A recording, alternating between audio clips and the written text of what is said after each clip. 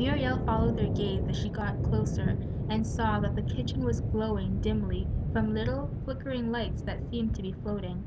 Every few seconds she could discern a black, shadowy figure. Kristen came squealing over, laughing as Patrick carried her on his back. "Hush!" hissed Brooke. "Is someone inside?" Clip asked. More lightning zigzagged the sky. Then came the crash of thunder. "Maybe it's the camera crew or something," Murielle said as she and everyone ambled into the house. "Power's out," noted Patrick. Kristen was walking beside him now. She was the first to scream when they saw a hefty figure hunched over the kitchen counter. It was a woman. She turned around holding out a large platter of mini sub sandwiches. Cheese, bread, packages of meats, a knife, and other food items were spread out over the countertop behind her.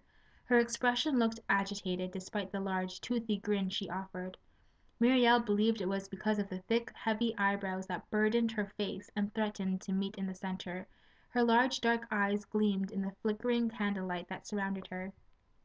Short, light-colored hair stuck out from her head like frazzled cotton balls.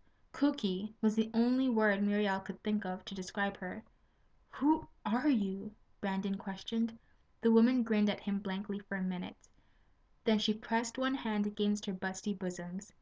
"Mrs. Nowakowski," she said with a strong accent. "No English." She pushed the platter of sandwiches under their noses. "Eat." Everyone was sitting on the floor of the living room in a circle.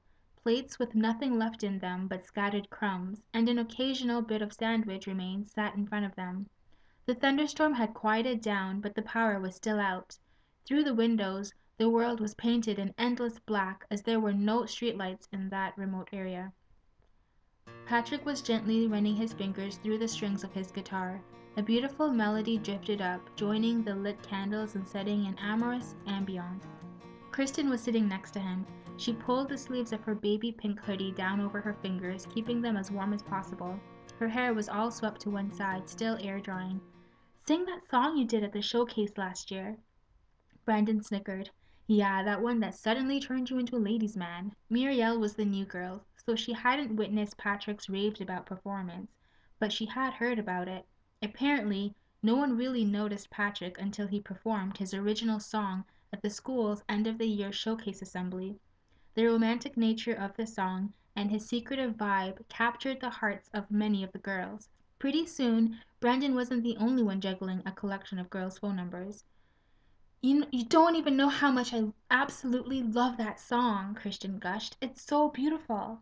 "Really, Kristen? You don't even appreciate good music," Brooke snapped from the other side of Patrick.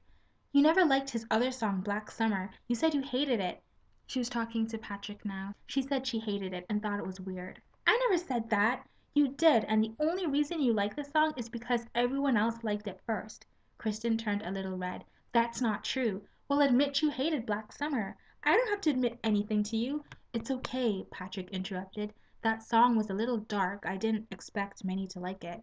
Brooke settled back and smoothed over the messy bun on top of her head. Patrick strummed the guitar. Murielle was excited to hear the song for the first time to see what all the fuss was about. As soon as the first note escaped his lips, Murielle's ears perked up. She was pleasantly surprised to hear his singing voice, saturated, rich, deep yet soft, twisting, playing with the melody of the guitar. "Wanna feel your skin with my finger, plant a kiss and let it linger." Murielle could feel her mouth hang open a bit. It really was a beautiful song. She still couldn't help but feel a surge of uneasiness whenever his gaze met hers. It wasn't often, but when it happened, his eyes twinkled from under his hair, then lurked. Murielle's eyes darted to her empty plate. She decided to watch his fingers maneuver the strings of the guitar, instead to avoid potential eye contact. "I don't know why you always run away. I don't know why you're always so afraid. Let's just get closer. Give it all away. Let's just get closer." Kristen sat up straight and joined in singing with a voice a bit higher than Patrick's. It was a perfect harmony. "Forget everything. Let's just get closer. Wanna feel if you're real. Let's just get closer, closer, closer." By now their voices melded into one slightly whispered tone. When they finished there was a minute of silence, then clapping and cheering from everyone including Mrs. Nowakowski, who stood in the doorway with bowls full of ice cream. Murielle could definitely understand what all the girls at school had been gushing over.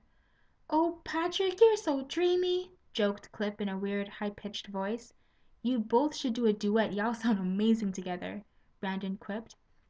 Brooke looked less than amused. She stared pointedly at Kristen.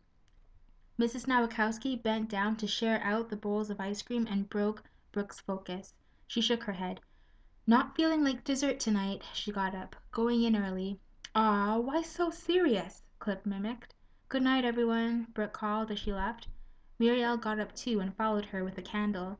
She finally figured out what was eating away at Brooke. They reached up the stairs when Murielle blurted out, "You like Patrick." Brooke looked at her and blinked. "You do, I can tell.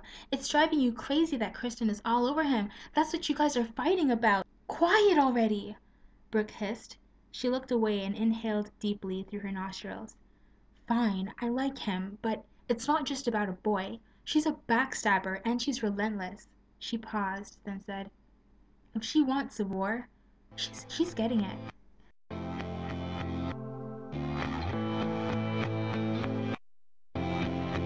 You're too tired.